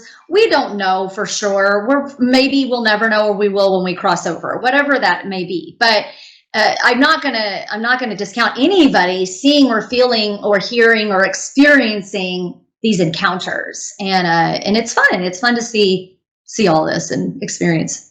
It's not really scary for me, but I am weird, like I said. So have you ever encountered anything that actually gave you the frights? So I'm not one that kind of like jumps or freaks or things are just, I kind of run to it away from it. But we've had cases of, I have to be careful what I say, of the negative nature. I mean, we're talking about supernatural and demons. So like of a more demonic or negative nature that have actually kind of freaked me out in the sense of like, I don't want to be here anymore. Or I don't chase the negative. I don't go after that's not me. I'm not a demonologist. I'm not trained to do exorcisms or anything like that. And you'll find what you're looking for. You look for it, you're hard enough, you will find it. But that stuff scares me. I'm telling you, that's real is real, and it's terrifying. There was a case just recently where we had a something posing or was a demon come through. Now, I wasn't at that investigation or I would have left. I don't deal with that. And that's the stuff that scares me. It's not like an object moving or a full body apparition in front of me, or even like feeling my hair pulled. That doesn't scare me. It's the negative, because it can attachments, and we can get serious about this stuff. It's crazy. I was telling my boss that my sister recently got married at a haunted house in Council Bluffs, the Dodge House. It's allegedly haunted. No one, but my brother kept joking that he has a Ouija board he was talking about bringing, and that stuff freaks me the hell out. That freaks me the hell out. I would never be in the same room as one of those. And I was telling my boss about it, and he said when he was around my age, and he's 67, 68 years old now, he said when he was around my age, he made the mistake of messing around with one, and he says to this day he tries his best not to remember its name. Oh my God, that's so freaky. And that's scary. It is, and I'm telling you, why would someone... That's exactly what I'm talking about. I have a personal friend right now that did something similar that is still tracked by this being or creature that if he even writes the name, he knows something's going to happen. Yes, that's the stuff that I'm like, nope, not dealing with that. I have my limits. Running away. I'm going to go hang out with you guys at Dogmud. We'll go eat some pizza. How about that? I'm going to go get some chip nips for the win, and you guys can deal with that. But I'm telling you, like, the whole Ouija board is controversial anyways, and I get it. I get all angles of it. I always just say, people, don't do it, because if you're not trained professional, you don't know, you never know what's coming through. It can say grandma, grandma's coming through. We don't know. We don't ever know who's really coming through. But that part, that I don't know, I'm a little weird. Just, you have to be a trained professional and know what you're doing. And if you don't, something can attach to you, and it can follow you home. Right. I think the reason why some people are okay with messing around those things is because they don't think that there's any possibility of it being real. But I believe in demons, and that terrifies me. So that's why I wouldn't mess with it. Because even if I don't know for sure if Ouija boards are real or not, the possibility that they might be is enough to scare me shitless. Well, and understand, the board is not haunted. It's the intention behind it. And that's the awareness, intention behind it all is where all this comes from. So if you open up your vulnerability, but now you're allowing something to manipulate your body into, or coming into your, using your energy. It doesn't matter if there's a board there or not. I always make it very clear on investigations, you're not allowed to use my energy. You're not allowed to touch me. You're not allowed to come within so many feet of me. Like, just know this. This is a communicative thing that we're doing here, not a manipulative. And it can get really dark really fast, but we don't seek that out. I don't. I go for the more cool, like you said, little mansions that might have some fun activity and maybe some nicer ghosties. Casper. I mean, why can't we checkers find with Casper? And to the people that would say, like, oh, like you said, like they go into it thinking nothing's wrong. All right, look, your belief isn't fact. And just because there's not an actual like science program at Harvard to study ghosts doesn't mean that it's not possible. Like, there are a lot of people out there that go, well, I don't believe in it, thus it doesn't exist. Okay, that's your opinion. That's not a fact. Just because you say that doesn't mean it doesn't exist. And vice versa. So, it could be the same just because we're saying it exists doesn't mean that it exists. It's just we know, like you said, the skeptics that come in and say, I don't believe in this, but I know what I saw. Or I know what I felt, or whatever. That is something tangible, and that's 100%. Okay. There wouldn't have been, 15 seasons of a show called Supernatural based off of all this kind of stuff if people weren't interested and curious about it in the first place. Exactly. And so there, I mean, everybody, I mean, we get, sold out ghost tours where people want to know this stuff. Right. And I ask every time when I'm on my tours, I'm like, how many of you guys believe in ghosts? And you kind of see this little, some people are like me, and some people are like, and I'm like, guys, you're around like people. It's okay. How many are psychic mediums? How many are sensitive? How many people have seen ghosts growing up? And they're all like, by the end of the tour, they're all like, yeah. Yeah. But I think Carl Sagan said it best when he said, absence of evidence is not evidence of absence. True. That's super good. That's a really good quote for that. Like, just because there's no evidence doesn't mean there's nothing there. I have some unexplainable stories.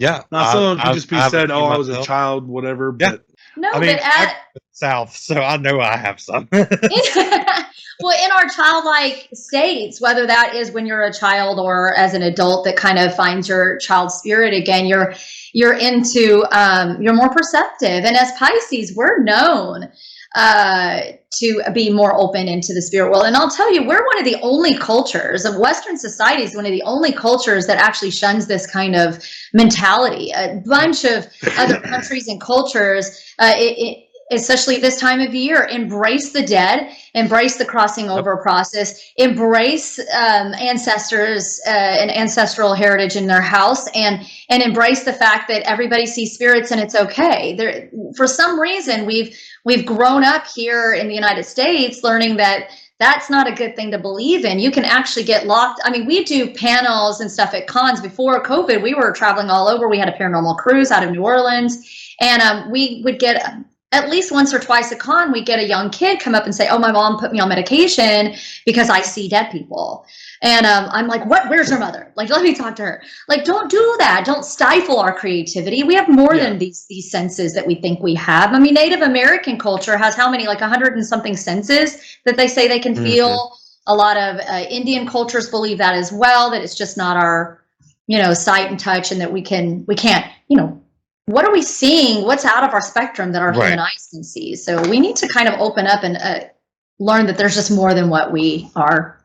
Just in science alone, you can say that a thermal scope that can see different levels of heat, like a flare, we're like that, and we didn't know that you could see different levels of heat like 40 years ago. So you're 100% correct. Then we didn't. Yeah. I mean, since this is a Halloween themed episode, would you guys like to hear a short little story of mine that I don't know how to explain? I would love to personally. Yeah. So I think that'd be great. I think Beard should tell one, and then I have a short one I can share, and then Tanya actually has some EVPs for us and some photos to go along with some stories that she has, so we can do that. That'd be a good way to round out this episode, I think. Yeah, sure. These episodes could be as long as we want. It's our podcast. We don't care. That is so true. When I was around 4 or 5 years old, this is a memory that cue up the spooky music. Okay. This is a shared memory me and my brother Dustin have. Now, no telling what that means. We were young. I was 4 or 5 years old, and he's 11 months younger than me. So we had lived on this farm for a very short time, and I have lots of memories to this day of me, my brother Dustin, and my little sister Skylar all playing around on this farm. When I was about 16, I started talking about all these different memories that I have, these vivid memories, telling them to my mom, and my mom's like, Skylar couldn't have been there. She was an infant, and she had a lot of medical issues, so she had all these tubes. It was just you and Dustin. And that's when she revealed to us, we actually have an older sister who would have been about 3 years older than me, that was stillborn. And I believe, now I don't have any evidence to support this, but I believe that I had experiences with my older sister. Whether it was like her just watching over, because that was kind of a dark time for, my mom was with this not so great guy at the time, and it was nice to have a third person there for me and Dustin. And Dustin says he remembers it too. We always have these experiences with this little girl, and apparently there was no one, like no cousins that came over or anything. It's just either mine and Dustin's imagination, or we had an experience with our sister. Wow. And what now? What made you think that you were experiencing this? It was. Here I am, like it was memories. I was about 16 when I was telling my mom about all these memories, like me, Dustin, and Skylar running around the farm, jumping in puddles, all riding around on bikes, and it was always the three of us. But my mom made it clear it was not the three of us; it was just the two of us all the time. So cool. But why not? Now maybe it's just childhood mismemory, but I have an older sister. So I don't think so. Those memories are still warm to me. They're a warm memory for me, so they're real to me. And here's the real quick on that. There's a scientific theory that's also been put in a lot of fictional books. One being my most favorite one to refer back to is Ender's Game from Orson Scott Card, which if you've read past the Ender's Game, like Ender's Game was such a good book. And then I don't know if you've read the whole series. It gets really deep, really fast. Oh, yeah. But and he's brilliant. And he talks about these connections between human beings. And it's a known scientific study that's been done for years. He calls them like philotes or phalotes. I'm not sure how to pronounce it, but that once you make a connection with a human being or a soul, you're tied with that person. And it could be a strong tie. Some people call them soul ties, but that will create a pathway of memories. It'll create a pathway of, if you're thinking of somebody and then that person calls, you know, that those things that happen, coincidences that happen to us as humans all the time, they say is created through these ties between, and I would assume that that's going on. I mean, you were probably in your spirit world before you guys were even born, somehow were tied and linked to one another, and you're still, you know, now born into this plane or this matrix or whatever we want to call it, this earth. You're now still tied to that other soul, that other spirit. I think that's phenomenal. That's a beautiful story. Thank you. That's beautiful. I actually have a quick example of that just happened actually yesterday. That because I didn't know that scientific theory, and I was trying to find a way to explain this real quick before I tell my little spooky story. And this might be considered spooky for some people, but so our listeners and our viewers don't know this because I haven't talked about. We try to stay on nerdy topic. But I used to be a correctional officer back years ago. And I was a detention officer, and I always wanted to be a cop. Like that's the longest thing I know that I wanted to be. I even tried to join the military to be an MP. I couldn't because of my size and stuff like that. So I was a detention officer for like 5 years, went to work for the federal prison for a year. And it's just always something that I thought I would be good at. And recently, and Brian knows this, I thought, well, maybe it's time. You know, my youngest is fixing to go to daycare. I can go serve my community. I can go be a police officer. I took a test back in 2020 that I passed to be able to go on to all these different, you know, tests and stuff to get the job. So I called 2 days ago or 3 days ago from recording, and I asked if my test score was still valid, if I could go on into the other things. And they said, well, it's been a year. You'll have to take the test again. I said, well, I have no doubt I'm going to pass it. Told everyone that I was going to, you know, if I told them I was going to take it, they were like, you think you're going to pass it? I passed it last time flying colors. Like I had a very, very high score. And the day came to take the test, and it was weighing on me. Like, I don't know if I could handle that job just with all my anxiety, depression, all that. I told Brian all this. So I decided to call and say, look, I don't have 8 weeks of my life to give up to come to the academy. Thank you for the opportunity. I've still put in an application for dispatch and for animal control, but I will not be coming to take the test today. And they said, that's fine. We completely understand. We'll keep you in mind, you know, all the professionalisms. That in itself is not extraordinary until I tell you that when I went to MechaCon back in whenever that was, a couple of months back, it was around the same time I got COVID. I met a friend of mine named Blaze. And Blaze, if you're listening, yes, I am going to tell this story. We hit it off like right then and there. It was I bummed a smoke off of him, and me and him got to talking, and then Mama Bear and his girl got to talking, and we spent a lot of time outside of the con just hanging out with him. Every time we go outside for a vape or a smoke, he was there, and his girl was there. We'd talk about things that we encountered at the con and stuff like that. And we became friends quickly, very quickly. And so I don't talk to him. I mean, he lives in Louisiana, so I don't talk to him a whole lot. Randomly, yesterday, he messaged me. Hey, man, you got a second to talk? Or he asked me if I was working that night. I said, yeah. I go in. He's like, well, I just thought you might want to talk. And I was like, yeah, I mean, I'll hit you. I thought he wanted to talk to me about something. And I was like, yeah, I'll hit you up when I get off. I get off around 2. Are you going to be up? He's like, yeah, I work too. So just call me when you get off. I called him. And without missing a beat, it was just, I didn't know this, but he became a cop. He's been a cop, but he got a new job as a cop.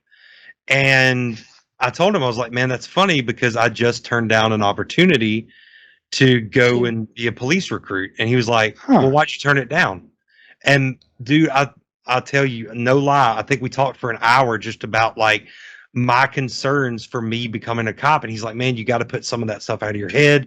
Do the best you can. Don't focus on the bad, focus on the good. You might could serve your community more than it would affect you. And you don't know until you give it a shot. He was really just making a case for me to get past myself and do what I want to do. Not trying to convince me to be a cop because he's a cop, because it's not like we'd work together. It's just, he was telling me his side of being a cop for all these years. And now with this new position as a cop that he has and the things he's encountered that are different. I mean, he was telling me stories about like, yeah, man, I've had cases where someone's, died on me. I couldn't help it, but I did my best. And that's what I try to focus on. At the end of the conversation, what makes it really kind of creepy was I just asked him, I was like, hey man, like before we go, can I just ask you like, what made you like reach out to talk to me? Because I haven't heard from you since Hurricane Ida. Like we haven't talked. And he's like, I wanted to talk to you, man. I just felt like we needed to talk. I hadn't talked to you in a while. And I was like, thanks, man. Holler at me tomorrow. And he was like, yeah. And that was just like you said, like that connection. It's like he just thought like, hey man, Bear might need to talk. Or I might want to talk to Bear, or talking to Bear might make me feel better. Whatever the thought was behind it. And then for me and him to go into that conversation literally the day after I turned down a job was just, I was standing at my door looking at the phone as I hung it up and I said, I don't believe in coincidence. That was something happened there. I don't know what it was. I can't explain it, but something happened there. No, and it's true. It's one of those things where it happens more than we think that it does, because do you think that everything just randomly falls into place? And I'm sure that and I've learned this through my life. I mean, I'm not even going to go into the past and how I got here, but there's just more to all of this, like that we just can't see. There's this whole supernatural, spiritual connection that's going on to where the universe or God is out there putting these connections into place. And so you're putting this energy out there. He's feeling this energy because he's connected with this whole cop thing, and it's the same vibration level. It's cool. I love hearing that. I really do. You actually might like my theory about the universe and everything. I'm sure that I would love your theory. I have come, and I don't want to get too much into it on this, but I'll do a little brief thing. I think, in my belief, when I come to the realization, every religion and non-religion is all the same interpretation of the same exact story. And the universe is everything, God is everything, and we are part of that. Like all the energy and everything. I just want to put a disclaimer right here. If you don't believe the same thing, let's not tear down Brian in the comments. Please don't. My belief.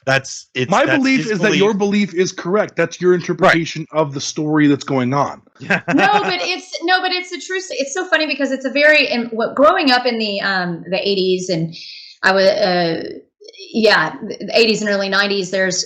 I have a lot of maybe you can always blank this out as well, but a lot of what's called church guilt, which is really, really funny. It's not funny, but because I was raised in that, where starting from wonderful geeky stuff that us three adore was forbidden.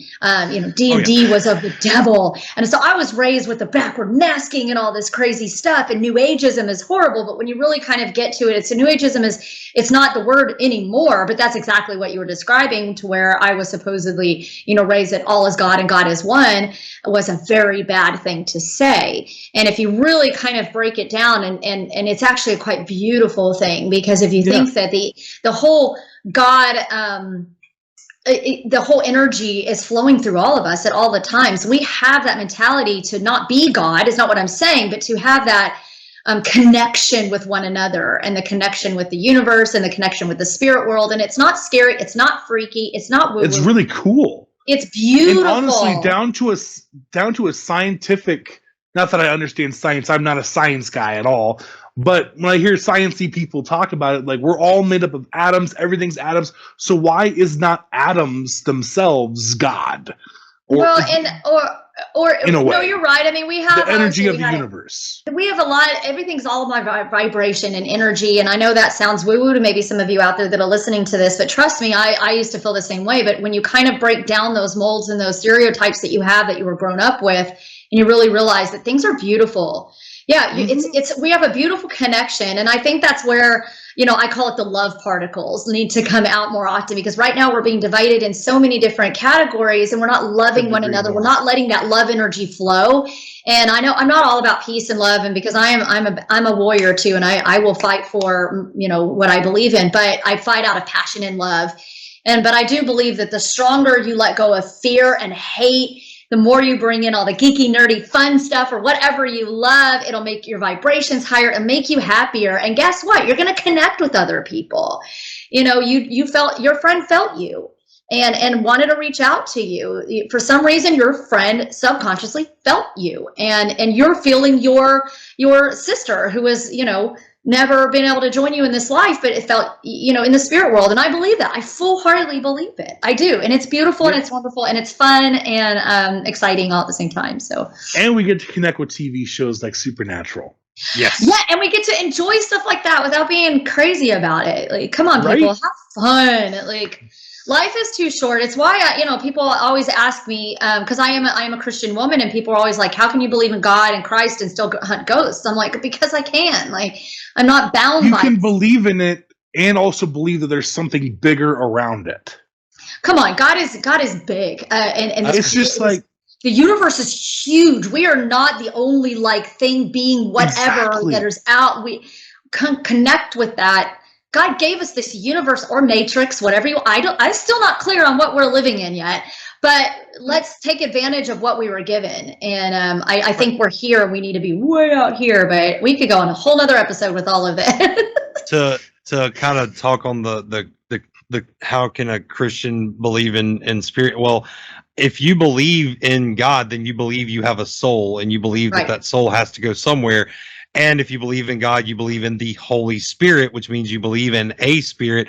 Just because that's the only one mentioned doesn't mean it's the only one that exists. Correct. So, correct. I agree. There's plenty of terminology in the Bible, and I might get flack for this, but there's plenty of terminology in the Bible that, due to interpretation, can easily be taken as ghosts are real.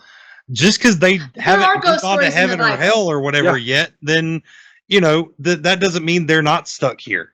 And how many supernatural stories go around the story of Jesus? Not to get too religious, but that's even atheists who don't believe Jesus is God has proven that Jesus existed. Whether you think he's a man or not, that's your interpretation. But his life happened, and there's a lot of supernatural that surrounds his life. Right. Yeah, no, and even if you do go into those Bibles or books surrounding kind of that theory, is that we as human beings are supposed to be able to do what Christ did, or some of the other, people worship or whatever, other gods or whatever. Like, we're supposed to have those powers. We're supposed to have some kind of magic or supernatural powers or godly powers, whatever you want to call it. It all goes under that same category. Why don't we have them right now? We're not in touch with our spirit sides enough. Like, I'm just waiting for my superpower to come out. I want to stop time. That's what I want. Like, if I could have any superpower in the world, it would be to stop time. Oh, I can make people laugh already. I accidentally do sometimes, but I know this is childish, but the best comparison I can make to what Tanya just said is the movie Onward. I love that movie. Magic actually existed, but since they found a way to do it easier, because not everyone had magic, magic just kind of went away. It's not like it went anywhere. It didn't just vanish. It's just they stopped using it. So that's how I feel. I'm going to be honest with you. I think it's kind of been hidden or stifled or something. I love that movie. And that's another thing too. Like, you can look into without getting. I mean, it'll freak you out if you're not ready for it. But just look into some of the unexplained things that people can do. They had a whole show. Stan Lee, adrenaline. Yeah. Adrenaline alone is a crazy thing. There's videos of little old ladies lifting vehicles by themselves. And I couldn't do that on my best day. There's a guy that lives in India that tried to commit suicide by climbing up a power tower and found out he can conduct electricity. and electricity has no effect on him. And he was literally trying to commit suicide and found out that electricity wasn't the way to go, and that gave him a new reason to live. Yeah. It gave him a new reason to live. He conducts electricity through his body. There's no scientific explanation for how he can do it. He just does. So I mean, there's a guy that can eat anything. He can eat bricks. He can eat. I don't know. I mean, this is sword swallowers. I mean, I know that's more of a trained thing. There's a science to definitely. it, angles and all that stuff. But still, it's weird. Not every person can just swallow a freaking sword. No, I don't have any desire to do that. That's the thing. That's not one of those things like, hey, if I train for 5 years, can I be a sword swallower? Not everybody's going to make the cut. Haha, pun intended. Well, a lot of people can make the cut, just not the cut you want. So we're getting to the 1 hour, 30-minute mark. And before we not that we have to wrap this up, but Tanya does have somewhere to be. She has a tour to go host. And before she goes, we want to hear like the expert stuff. She's got EVPs for us. She's got photos for us. Now we're gonna see these, so she's gonna get our reaction, and they'll be up on the screen as she's talking about them for you guys viewing this. For our listeners, definitely encourage you to come to the around the 120 mark of the episode, and come and join us for this. And if you can, just stop the YouTube video, figure out where you're at, skip ahead or stop the audio, figure out where you're at on the video, and skip to that. That's what I meant to say. So, Tanya, something what you got? So you know what? That I was just goofing off and playing around because I just thought of something that I think that kind of goes along the line of what we were talking about. I mean, I could tell you about the traditional hauntings and full body apparitions and stuff that I've seen. You know, what's the scariest thing you've seen? I get that question 100 times. I'm like, well, scary is relative. But I will tell you something, and I hope that this plays, and if not, we can figure it out, I guess, in editing or whatever. But so I was trying to get this on YouTube. It's my son's computer, everybody. So I'm trying to kind of figure it out and figure out if I can get this video, because just recently I had what now is to be believed with me and some of my really good friends that are like psychic mediums. I have a really good friend that can travel in the astral plane, which that kind of freaked me out for a while. Brian, I love your faces. You are so enjoyable. You're always like, I love it. Enthusiastic. I love it. But it's true. That's how I felt too, because I was like, she can't do this, until she proved that she could by explaining the room she lives in New York. She's never been in Memphis at the time. We were in a house. This is another story, but real quick to prove that she was real. We were in a house and we were doing an investigation. It was the one that had kind of the negative entities. And I text her real quick. I'm like, dude, there's something here. Like, we have to figure it out. Can you come in? And she was describing like the rooms, the walls, even to the point where she was like, there's something like metallic floating over your right shoulder. I was like, what the crap? I don't want to look. I don't want to look. And then I looked, and it was a Mylar balloon that had been there from a birthday party from one of the kids in the house. And so she had never been to Memphis, doesn't know where we're at. How can she know where the doors are and the walls and where everybody's sitting? So by that point, I believed her. And so fast forward to my story. I was a good friend of mine, filmmaker, producer of our podcast that's coming up, The Fringe Factor. He is also the creative director and marketing manager of a law firm in town. And his brother is one of the main partners, and it's super haunted. And he's done a lot of haunted stuff with us. And he's like, this has got to be the most haunted building besides, or maybe quite possibly as much as, this place called the Thomas House that's in Nashville, Tennessee. That's a bed and breakfast haunted place. And he's like, this place is crazy. Can you come investigate? And then we'll put it on the show, because they do the show called The Law Talk, and it's kind of fun. But I was like, yeah, let's do this. This will be fun. And so it's just him and I had to cancel the night I was supposed to do the investigation and schedule for a couple days later. And that night, the night that I canceled, I had this dream.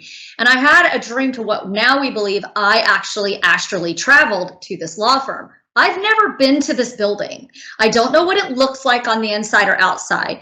I've been to the area that the buildings, but I've never been inside and I didn't remember where it was on the outside. So I have this dream that I'm in a house, which is kind of awkward, but long story short, that I was in this house and I'm going through and I'm investigating. Are you getting like spooky things, Brian? Is something happening? I thought I heard a knock, but I did not. Yes, well, that's weird, because this has to do with knocking, just so you know. So it does.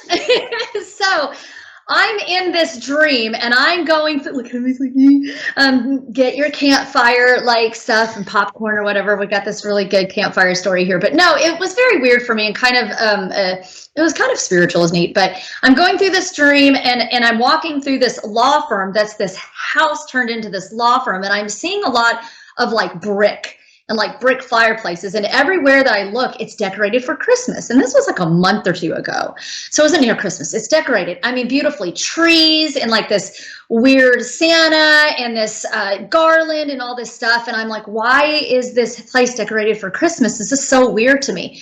Well, then I pop out of this dream and I'm still in a dream state, but I'm not in this particular phase of the dream. Everything kind of goes back to weird dream state for me. And so I fast forward, I go to the investigation.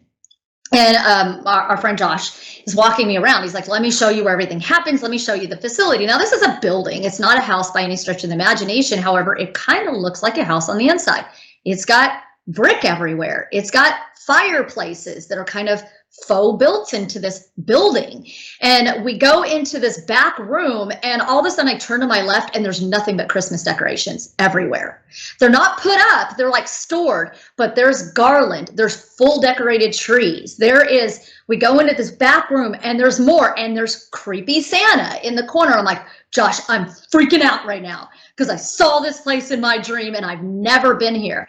And in the dream, there was a full white kitchen. Everything was white. Sure enough, there's a white kitchen in this place. And so I'm freaking out. I'm like, I don't know what's going on. I need to sit down. This is a little weird for me.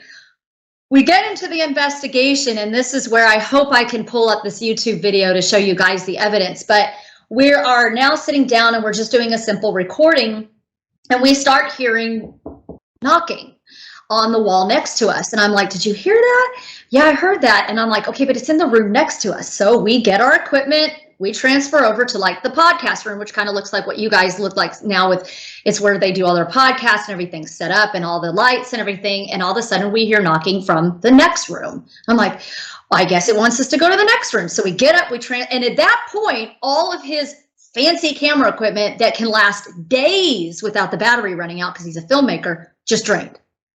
All he has now is his cell phone to film with. Yes, it has Star Wars on it. And with Demon Slayer on the front. But anyways, and then he goes, so I'm like, okay, what are we going to do? He's like, I'm just going to film with my phone. I was like, okay. So we go to the creepy room where all the Christmas decorations, and we standing in the white kitchen, and the knocking's coming from the other side of the door. I'm like, we can only go so far in this building before we end up, being out of space. So we go into this back room where creepy Santa is, and it's kind of this big long room that used to be where they stored feed. It was a feed store.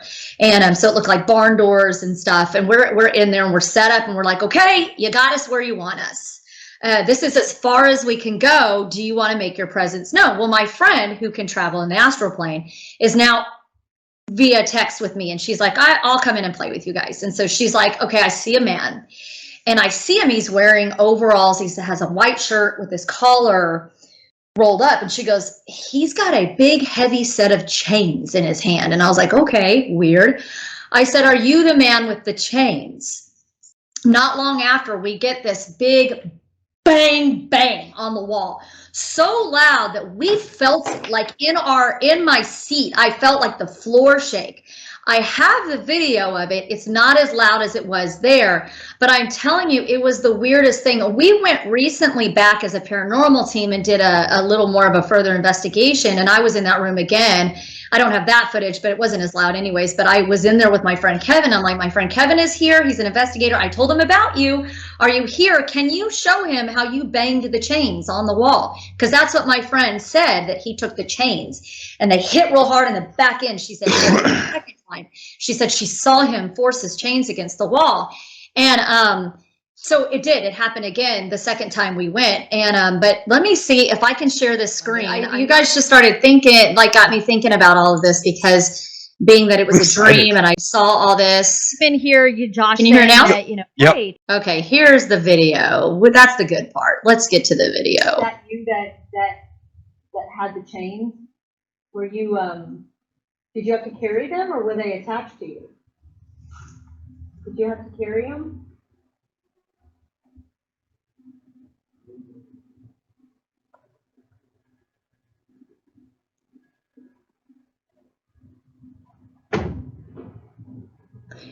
It wasn't that loud here, but that was loud. I'm telling you, it was super creepy there.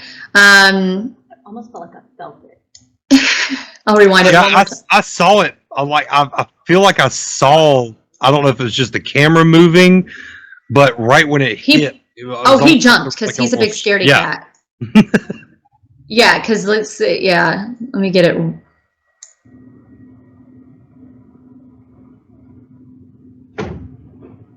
Yeah. Oh my goodness. And it came from this area, this right-hand corner over here. It came from this area. Look, I'm trying to figure out what the heck. That shook literally the entire room. Yeah, so that was what we put on live on the show there. And it was just weird because it was one of those things where I've got I was there in the astral plane. I was being called there for some reason during my sleep. I have my friend Renee who's saying there's this guy and he's carrying chains, and then he just bangs them against the wall. She said he was showing domination, but not like force. He was just like, I'm here. They often see him standing around. They see and I didn't know this. Now that we have the screen up here, we have one of and I hate this because I don't know if I can control the volume here. Let me click on this one and then pause it really quick so I can kind of set up what's going on. This building right here that you're looking at in front of you is the beautiful Woodruff Fontaine house, and it's one of the house. Ghost Hunters came there in 2013. I was able to be on their show with them in this house. It's known for every haunting you could think of, from full body apparitions to even residual hauntings, but we get a lot of activity and very friendly activity that happened in this house. And I'll tell you this EVP, and if you don't know what an EVP is, it's an electronic voice phenomenon. We believe that by putting on a voice recorder or something of that nature that can record audio, that the spirits can actually communicate through that. And that we can hear that later. So we do not hear these things there. And I was actually talking about making deals with the ghosts in the house. It's kind of a funny story, but the whole point is referring to them as ghosts. And then we kind of got a comment back that said, I'm still alive. At least that's what we think that this said. And I'm going to play it now. With the ghosts. So if you hear, I make deals with the ghosts. And then you hear, and then you hear my business partner go, because he's probably just like fed up with what I was doing. No, I was talking about, I'm just trying to make deals with the ghosts. We were trying to get a lot of evidence that night. And he goes, and you hear, I'm still alive. But you can tell we didn't hear it at the time. Oh, wait, that was it right there. No, that was it. That was perfect. Like, you literally backed it up to the perfect point because I heard it again. Isn't that weird? And I would encourage anybody listening, throw in your headphones and turn it up. Yeah, I'm still alive. So we now, they're just differently living. They're alive. They're differently living. So we don't like to say ghost a lot on our, I'll do one this is one that, if you can hear it, I think you'll be able to hear it. We were at the Ruffin Theater in Covington, Tennessee. We were down in one of the dressing rooms. Elvis played on this stage here. Elvis played here, very, very historic. And you see in the picture, there's this giant podium right here. And we were down below it. And this podium is now back in its original position. But the podium was to the left here, covering this doorway. And we had moved it to this position that it's in now. And it moved itself back. And we caught it moving.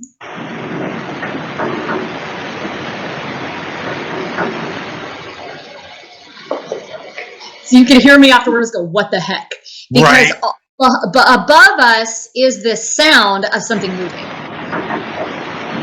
I think at the beginning I hear it whisper. Oh, you might. Look at you. You're a paranormal investigator. I could go. We're just going to create a whole nother show where every once in a while we go to Memphis and just join up with Ty. It's like I know there's nice nerdy paranormal. Yeah, well, no, and that you. Yes, let's do that. You guys come here, and one more, and then we'll move on because I know we're kind of short on time. This probably will. All these are amazing, and then I'll send these all to you. You can look them up on the YouTube channel that we have. But this one was in that Woodruff Fontaine house again, and you can hear something I did not hear. We call it a growl, a moan. I don't know. You guys judge for yourself. There are spirits in this house for this event. And that's why we're here. That sounds like someone hasn't had their coffee. Spirits in this house for this event. And that's like almost like he was mocking you. And we have a lot of those that sound very similar to that. In one of the houses right next door to the Woodruff Fontaine house is the Mallory Neely house. And this is the photo of a blogger in our city on one of our tours caught this apparition in the window. And that's one of our kind of photos that we like to show on the tours and stuff. We go to that house on the tours, and yeah, right there, we think that's Miss Daisy. She died there at like 96, and she was still there, kind of hanging out. I ended the share screen for you guys. We could do an episode just on all this stuff. We've got some stuff that we just got like just the other day. There's so much more, but I thought that you guys would. I just thought that you guys would like the story about the whole dream was connected to the. Oh yeah, that's seeing. Awesome. It was a new thing for me, and I actually think that there's a whole theory that we, in our sleep all the time, our soul goes. We do astral travel. We just don't know it, and so our spirit. I mean, why not? We're like, why do we want to lay here all night? This human body has to get rest, but we don't have to. So why can't we just like go off and? But the other night I had dreams kind of feel like that too. Like, kind of reminds me of the whole scene from Doctor Strange where he's using his astral form to study the books while his body rests. I love that. Yeah. Doctor Strange is my all-time favorite. I had another one the other night that I'm kind of waiting to see if it becomes fruitful in something, if it produces anything, and if so, I'll let you guys know. I had another dream the other night that I was like, okay, that felt exactly like the other one. I was in this old house so I'm waiting to kind of see if that comes. Definitely let us know. Oh yeah, for sure. We can definitely tell that when we're able to finally link up with you and do some of this stuff, we know we're going to have one hell of a time. Oh my God. Yeah. We already have fun together anyway. We might just start a whole other podcast. It might only be the three of us like over a year, but we might start one. The three of us were able to have fun just standing in a comic book store talking for like what was an hour.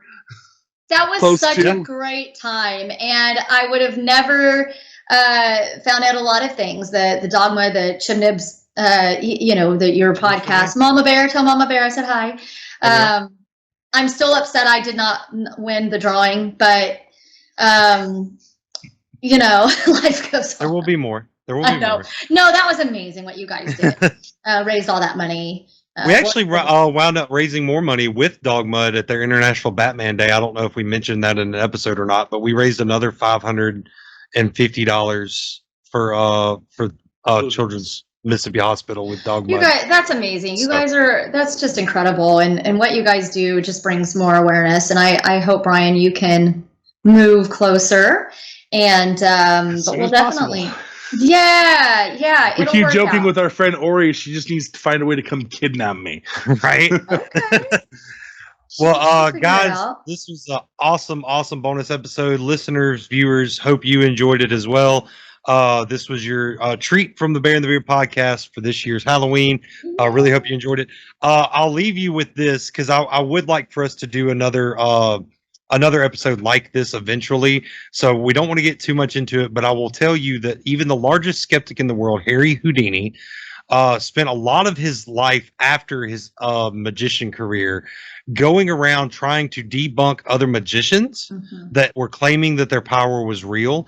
And not only that, but also psychics. But even when he walked into the Winchester house, the real live Winchester house, I can't remember what state it's in, but it's in San Jose, California. In San Jose, California, to talk to Mrs. Winchester, who claimed to be a psychic medium at the time.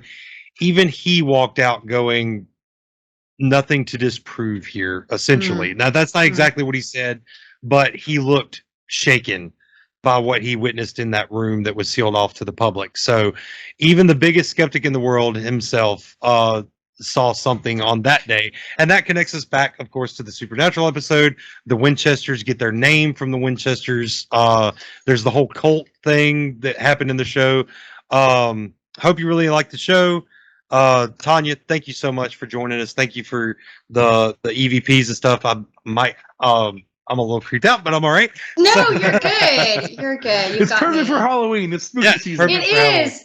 And can I plug the tours real quick? Absolutely. If anybody's in the Memphis area, it's historicalhauntsmemphis.com.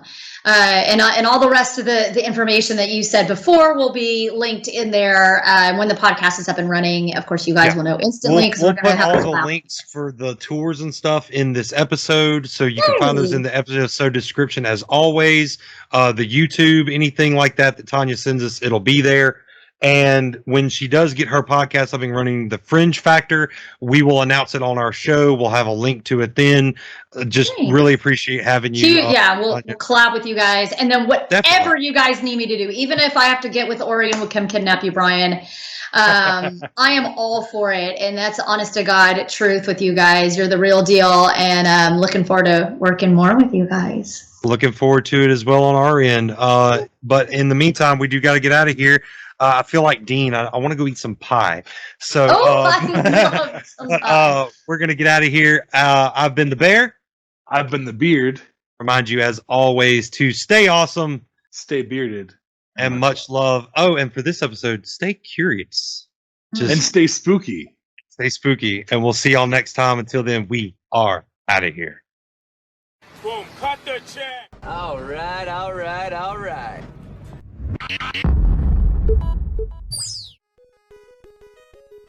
Another episode done. We hope you enjoyed it. New episodes are released every other Friday at 8 a.m. Central Standard Time. Check back then or subscribe so that your device downloads it automatically. Audio episodes are now available pretty much anywhere you get your podcasts, so it's really easy to share us with all of your nerdy friends. For YouTube viewers, subscribe and click that little bell so you're notified about new episodes. And Apple users, please don't forget to rate and review on the app. Rating and reviewing helps more nerds find us. Lastly, a huge thanks to the rest of the Bearded Bear team.